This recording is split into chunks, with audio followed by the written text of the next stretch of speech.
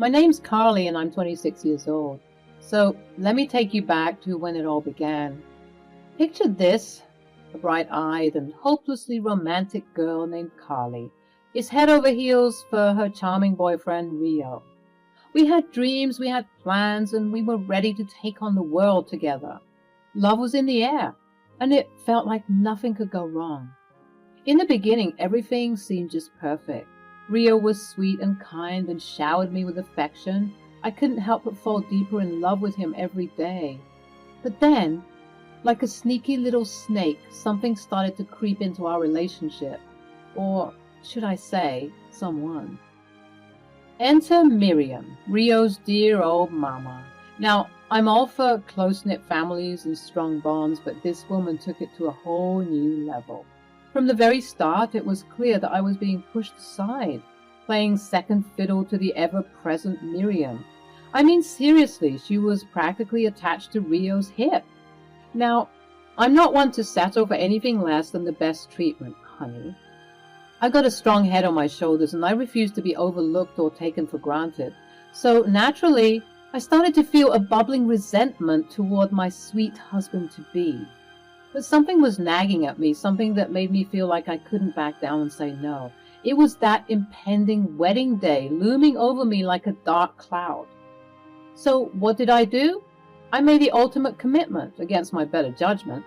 Carly and Rio became Mr. and Mrs. Castillo, sealing the deal with the grand celebration of love. I have to admit, the wedding itself was pretty damn great. The music, the dancing, the flowing champagne, it was like a fairy tale. And in that blissful moment, I couldn't help but feel hopeful. Hopeful that things would change, that our new journey as husband and wife would finally be about us and not Miriam. You see, Miriam was a special type of woman. Miriam, that mother-in-law from hell, managed to find a way to insert herself into every single one of our plans when we were dating.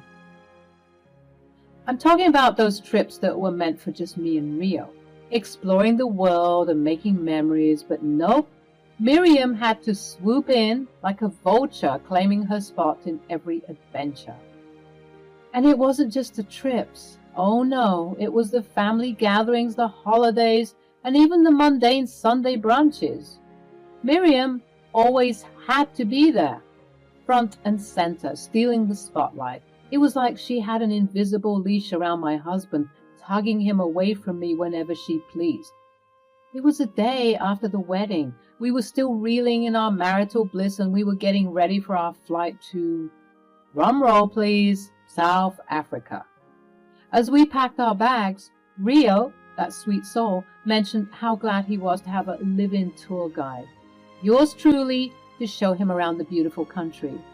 I laughed and reassured him that he wouldn't get lost and that I'd be his navigator through the unknown terrain. Little did I know that our plans were about to be thrown off course in the most unexpected way. Just as we were caught up in our excited chatter about the adventures awaiting us, a knock echoed through the house. Miriam, that meddlesome mother-in-law of mine, had arrived uninvited, suitcases in tow. Seriously? Talk about crashing the party. Oh, Mom, hey. Hi, Miriam. You must have not heard. Our flight is for a couple of hours. We're getting ready to leave now. Yes, dearie, I'm well aware. I thought you could use some company on your honeymoon. I thought that I was still drunk from the wedding party the night before. What the hell was she talking about? I mean, who does that? Who crashes their son's honeymoon? Miriam. I was dumbfounded, to say the least. This was supposed to be our time, our escape from the clutches of her overbearing presence. But there she stood, ready to insert herself into our private getaway, just as she always does. I shot a glance at Rio, hoping he'd put his foot down and defend our boundaries, but to my dismay, he just stood there, his eyes avoiding mine, beaming at the fact that there'd be an extra company at what is supposed to be a private moment between a couple. I could feel the frustration welling up inside me, ready to burst like a shaken-up soda can. I was sick of Miriam always being around, and I was sick of Rio acting as if this was normal. What the actual hell, Miriam? This is our honeymoon. You can't just barge in here. Oh, sweetheart, I just thought I could join in on the fun. Plus, who else would take care of you two? I shot her a glare that could pierce through steel. How dare she insinuate that we couldn't take care of ourselves? We were adults, for crying out loud. We didn't ask for your help, Miriam. We can handle ourselves just fine. Thank you for the concern, but you may leave now. Oh, nonsense. Both of you need my help. Obviously, especially Rio. I could feel my blood boiling at her audacity. She had no boundaries, no respect for our privacy. It was time to put my foot down. Rio is a grown man, Miriam, and I'm grown too. We don't need you babying us or inserting yourself into our plans. You've done that plenty of times before we were married, and now you want to crash our honeymoon? Are you serious? Well, Rio doesn't seem to have a problem with it. Now do you, sweetie? Not at all. He's lying. Oh, yeah? Then why was he the one who suggested it? I paused, and I began to calculate the different ways that I could murder my new husband. I glared at him with piercing eyes, and he stared back at me in embarrassment. Now, ladies, let's not get worked up about this. What matters is that we're all here, we're all alive, and we're all about to enjoy a well-deserved vacation. As the reality of the situation set in, my mind started to connect the dots. Rio had never stood up to Miriam, never set boundaries with her, and now he had the audacity to apparently invite her on our honeymoon? Something didn't add up. It was as if Miriam's meddling presence wasn't the only issue at hand. Could it be that Rio was secretly a mama's boy, willingly inviting his mother into our intimate moments? Nonetheless, I was seething. As we hustled to the airport, I was fuming like a kettle ready to boil over. It wasn't just Miriam's unwelcome intrusion that had my blood boiling. I had also cracked the code. Rio, my supposed partner in crime, had been secretly inviting his mama dearest on all our outings. Can you believe it? I had been played like a fool, and my anger was hotter than the sun. I had no idea that I was marrying an obsessed mama's boy.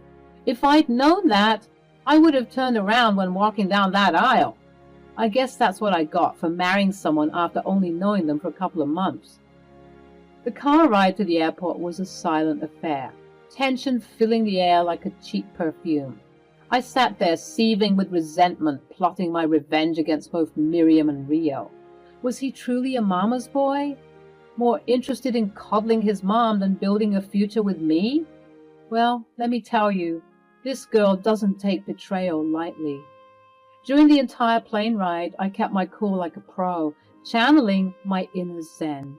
Rio and Miriam were yapping away like two peas in a pod, completely oblivious to the storm brewing within me.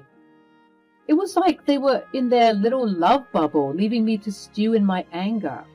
At times, I swear they were more in sync than a well-oiled machine. It almost felt like they should just get married and be done with it. Fast forward to our arrival in Cape Town, where we were greeted by the warm embrace of the resort we had booked. The staff showered us with love and glitter, welcoming us to our honeymoon suite. Finally, some romance, right? Wrong. Rio, for the second time in 2 days, dropped a bombshell. Hey babe, I've been thinking, since Mom's here, it'd be better if we switched to a family room, you know? Quality family time and all that jazz. I swear my jaw hit the floor harder than a bowling ball. Was this some sick prank? We had planned for the privacy and intimacy of our honeymoon suite only for Rio to flush it down the toilet like last night's leftovers. It was like he cared more about satisfying his mom's whims than honoring our plans and desires. Oh, hell no. Are you seriously changing the game just because Miriam decided to tag along? We booked the honeymoon suite for a reason. Rio, it's our time to get away from it all. The room fell into an icy silence as the truth settled in. Miriam smirked as if she just won the lottery, loving every second of my discomfort. Oh, darling, calm down. It's just a room. We'll all have a fabulous time together. I clenched my fists. refusing to let her dismiss my feelings. This was my moment to rise, to let them know that I wasn't some pushover they could control. No, Miriam, it's not just a room. It's a symbol of our independence and the start of our married life. You've already meddled enough, and now you want to crash our honeymoon suite? Not on my watch, lady. Honey, calm down. Don't you think you're overreacting? The hotel staff hissed in second-hand pain as if they could feel the rage that was about to ensue after asking such a stupid question. But to everyone's surprise, including mine, I was calm. It appeared as though I even had one of my infamous crazed smiles plastered on my face, making everyone around us feel a bit uneasy. You see, one thing about me, when I get mad, when I get really mad, I don't yell. I don't scream. I get even. And so my remaining calm was simply redirecting all my energies into making a plan to get my well-deserved retributions. Babe, are you okay? I've never been better, baby. You want to change the suite? That's fine with me. Are you sure? Because your eyes look murderous. Murderous? Don't be ridiculous, babe. I'm fine. The hotel staff, clearly afraid of me, began to frantically call other management teams littered across the resort, figuring out if they could change our room, especially on such last-minute notice. I don't know if it was grace or the fact that these people looked like they wanted to keep their heads on, but they managed to find a room for us. Thank God, because one more mishap and I was going to blow. So, picture this. The resort is like a fancy South African paradise oozing culture and cuisine at every corner. Rio, Miriam, and I, after settling down, decided to explore and soak up all that rich goodness. Now, here's where the story gets super spicy. I was feeling tired from the flight and I wanted to rest. But babe, I want to do the couples massage and the hiking and the tubing and the cheese board stuff and the wine tasting. Remember the wine tasting? How could I forget about the wine tasting? That's going to be my favorite part. But I'm drained today, especially after the oh-so-pleasant bombshell you decided to drop on me. Oh, come on, Carly. You can't tell me you're still mad at that. Tell me something, Rio, because I've been thinking about this for a minute. Whenever your mom would join us when we were dating, did you tell her to come? I didn't exactly tell her to come. Rio, are you kidding me right now? And you had the nerve to be surprised when you'd see her pull up to our dates and our other outings?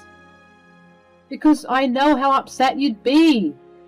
So you decided to lie to me up till the day we got married? I was hoping that once we get married, you'd see that she's not so bad after all. I don't care if she was Mother Teresa herself. I don't want to share husband and wifey things with my mother-in-law. It's weird, and honestly, you need to realize how weird it is for you too, mister. Whatever, Carly. Go and sleep. I will, and when I wake up, I want the guy I dated back. As was mentioned, I needed some beauty sleep after the long flight. No shame in that, right? I figured I'd catch up and enjoy those delightful couples massages and hiking adventures tomorrow. But oh, how wrong I was. The sun rose on a new day, and I was ready to dive headfirst into some wine tasting. I mean, who doesn't love a good glass of vino? But guess what? Rio, that sneaky devil, decided to take Miriam along for the ride. The audacity! Wait, hold up. You're telling me you took Mamma Mia over here to the wine tasting? That was supposed to be our thing, Rio. Come on, Carly. I thought it would be fun for Mom to experience it too. We can do something else together. I told you that we should have done it yesterday. Yes, dear, we need to bond as a family. You'll find something else to enjoy, I'm sure. This was the cherry on top of the betrayal sundae. My revenge plans were brewing, and they just got a whole lot juicier. So I took a step back, assessed the situation, and realized I had to think bigger. It wasn't enough to make their trip miserable. I had to bring the thunder and shake things up. They thought they could trample all over my honeymoon dreams? Well, think again. I see what's going on here. You two are in love with each other and not in a family type way. What? How could you say something like that? Oh, shut up, Miriam. You should be in jail for all the grooming you've done to your son. God knows how long it's been going on. Carly, stop it right now. You know I'm in love with you, and no one is going to replace that. Yeah? Well, why do I feel like it's already happening? I'm married to you, Rio. I shouldn't have to fight any other woman to get your love and attention, especially your mother. You're being rude and inconsiderate, Carly. My mom and I are a package deal. It's not our fault if you don't know how to love your own mother. I stormed out of the room. Rio talking about my mom was a sore spot for me. He knows how crazy my relationship with her is. I mean, we haven't even seen each other in years, and he dared to throw it in my face like that? I knew what I had to do, and it was going to be big. I wandered all across the resort, enjoying what activities I could, even meeting some fun people, and reconnecting with my mother tongue that I had lost all those years ago. It was late into the night when I was done with my activities. I wasn't going to stop myself from that wine tasting just because my idiot husband would rather be with his mom than his wife. I got back to our room and found Miriam and Rio sound asleep in their rooms. I then packed all of my belongings as well as all our credit and debit cards and headed for the door. I greeted the people at the reception, telling them that I'm no longer staying and I had to leave because of a family emergency. I made my way to the airport and boarded a flight back home. Even though the ticket prices were crazy expensive, I didn't care. I had to leave. And I had to leave those idiots suffering. Thankfully, there was an available seat, and I made my way back to Florida, trying to leave behind the toxicity that threatened to ruin my mood. Okay, so picture this. I just left that gorgeous South African resort, bags in hand, and all the money, credit cards, and debit cards that we brought with us, and get on board that plane. During that excruciating 18-hour flight back home, I was off the grid. No calls, no texts, just me and the clouds. But the moment my feet hit the ground, boom, my phone goes berserk, blowing up with incoming texts and missed calls from both Rio and Miriam. I dial Rio's number and he picks up right away. Oh boy, the fireworks are about to begin. Hey Rio, miss me already? Where the hell are you, Carly? And why the hell did you take all the money? Oh, Rio, my dear, what's the matter? Afraid you can't enjoy some more couples massages with your mother? You two make me sick. This isn't a game, Carly. We're stranded here with no money. Well, maybe if you had treated me better, we wouldn't be in this mess. Are you kidding me? You were supposed to be my tour guide, Carly. I don't know the language, the culture, or anything. Not my problem, Rio. Figure it out. But this wasn't part of the plan. Yeah, well, neither was inviting your mother-in-law to our honeymoon. Honestly, what the hell is wrong with you? How would you be okay with that? I told you we have a special bond. Oh, isn't that lovely? Well, let's hope that that special bond of yours can get you some money fast before they kick you out of the resort.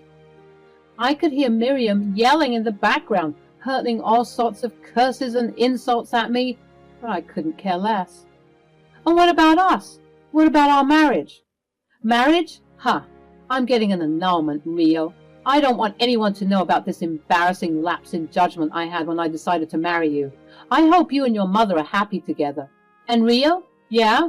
Enjoy South Africa.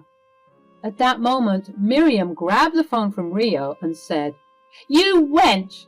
Do you think you can play us like this? You're insane. Just wait until I sue you for everything you're worth.